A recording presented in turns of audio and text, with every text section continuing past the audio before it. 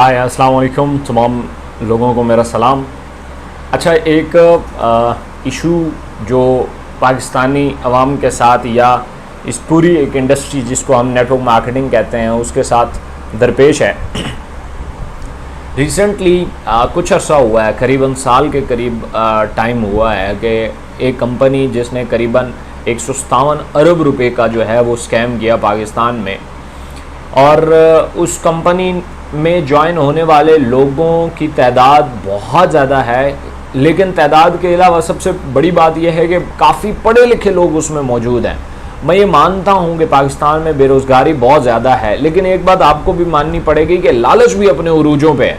देखें, ज़िंदगी का एक पैराडॉक्स होता है, हर चीज़ जब उरूज पे होती है तो उसके बिलमुखालिफ जो चीज़ होती है वो भी उतने उरूज पे होती है। इसकी एग्जाम्पल इस तरह है कि अगर आप एक पहाड़ी पे चढ़ते हैं तो जितना आप ऊंचा गए हैं इतना आपने खाई का भी बंदोबस्त किया है। सेम इसी तरीके से पाकिस्तान में जहां तालीम इतने उरूज पे पहुंचा है, तालीम और शऊर इतने उरूज पे पहुंच रहा है, इस टाइम दुनिया ग्लोबलाइज हो चुकी है, सेम लालच और जहालत भी इतने ही उरूज पे है।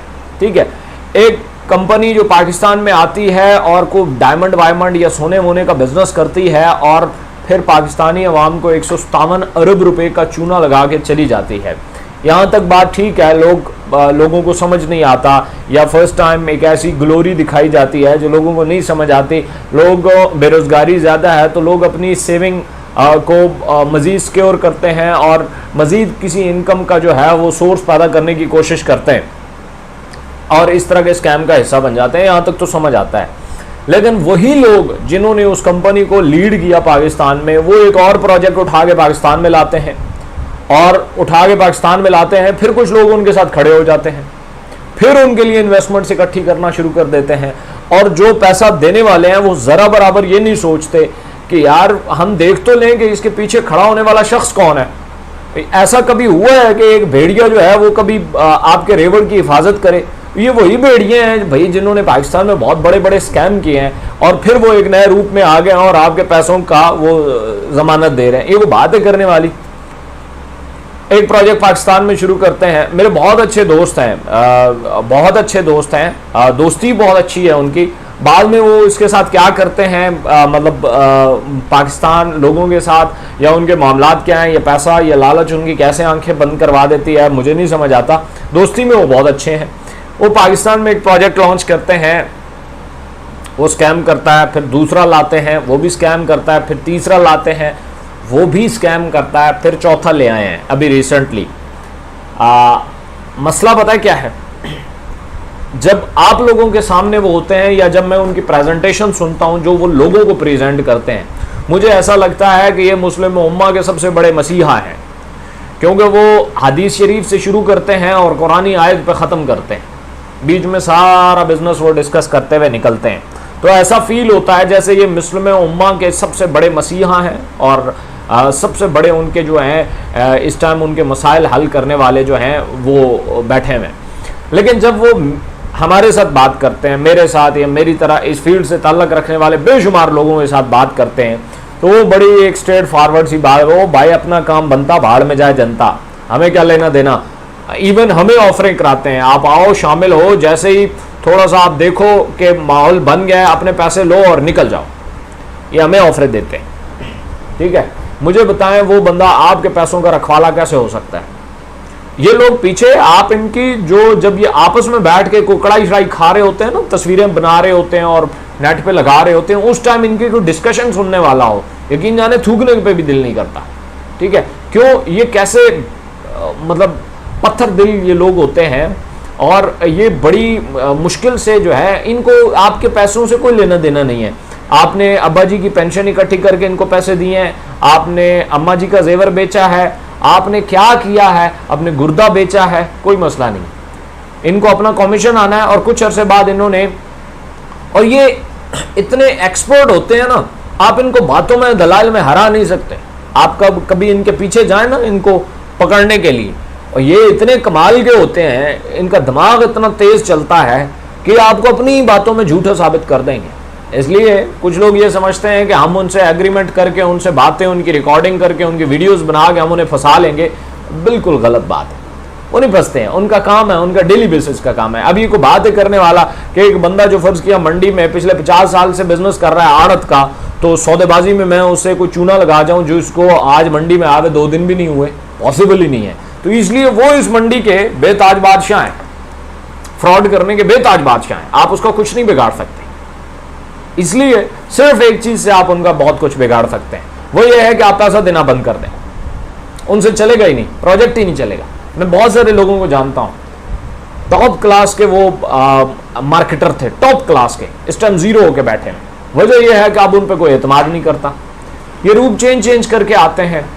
रिसेंटली एक प्रोजेक्ट लॉन्च हुआ ट्रोन बेस के नाम से, मैं बहुत कम किसी कंपनी का नाम लेता हूँ, लेकिन मेरे कुछ दोस्त हैं, उन्होंने मुझे स्पेशली कहा, बहुत सारे क्वेश्चन इस हवाले से भेजे, और फिर उन्होंने एक प्रोजेक्ट लॉन्च किया जो पहले ट्रोन बेस के नाम से था, ओपन कॉन्ट्रैक्ट बोलते हैं इसको, ओपन बेस कॉन्ट्रैक्ट या इस तरह का कोई लफ्ज़ यूज़ करते हैं कि भाई ये किसी कोई मालिक नहीं है इसका, बस अवाम ही इसकी मालिक है।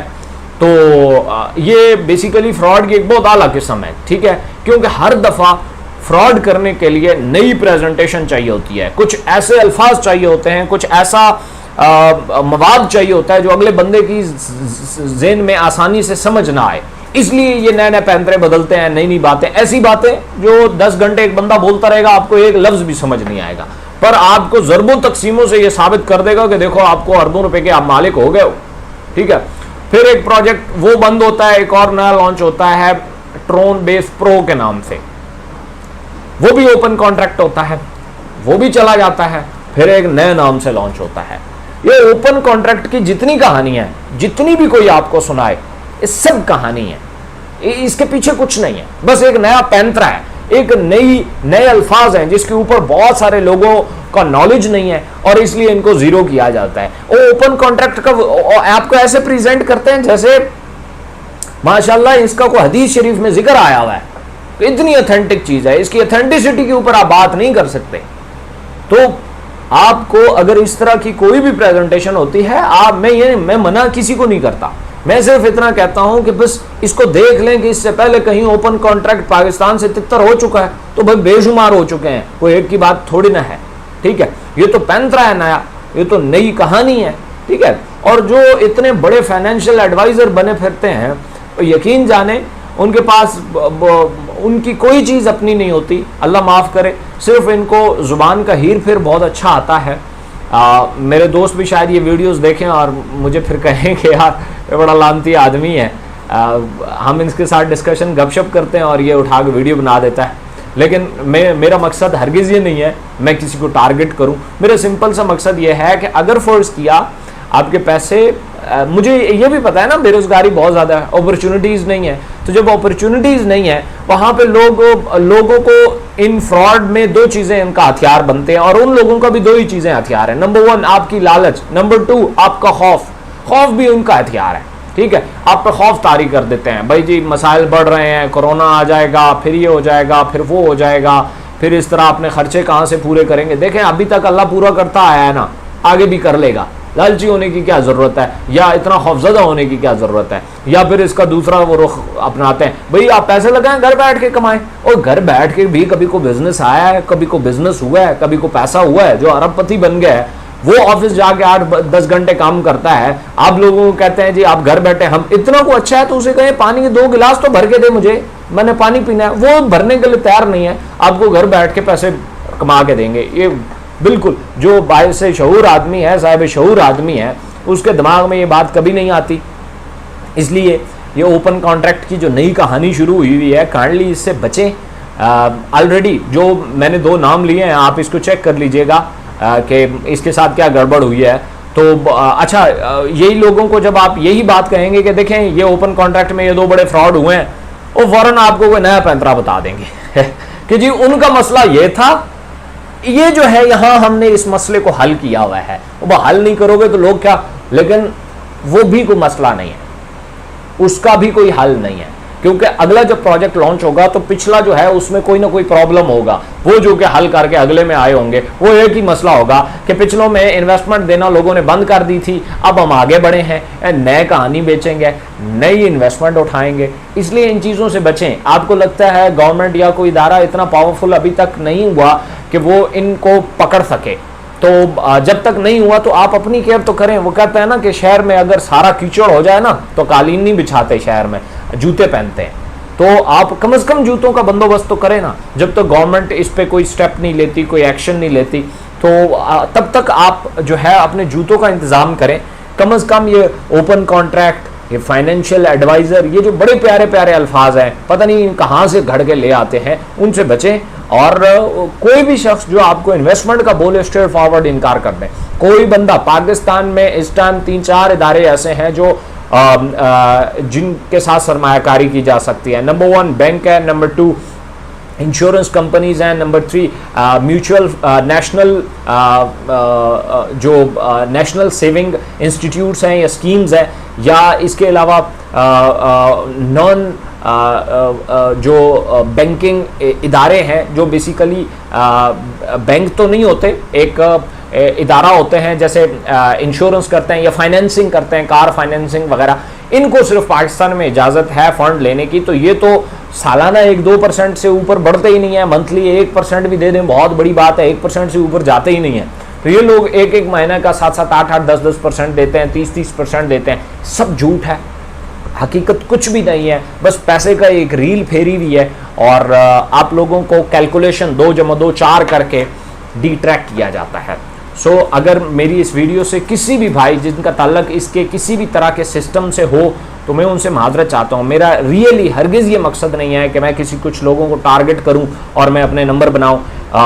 मेरी इस वीडियो पे कभी भी ना मैंने पूरा चैनल मोनेटाइजेशन पे लगाया हुआ है, ना मैं इससे कोई पैसे कमाता हूँ। मेरा मकसद ये होता है कि जो चीज़ मुझे समझ आती है, अगर अल्लाह ने मुझे इतनी समझ अता की हुई है कि मैं उसके एनालिसिस कर सकता हूँ अपनी सूझबूझ के मुताबिक। मैं ये नहीं कर रहा कि मैं जो बात कर रहा हूँ बिल्कुल ठीक कर रहा हूँ, मैं बिल्कुल हरगिज़ ये बात नहीं कर रहा।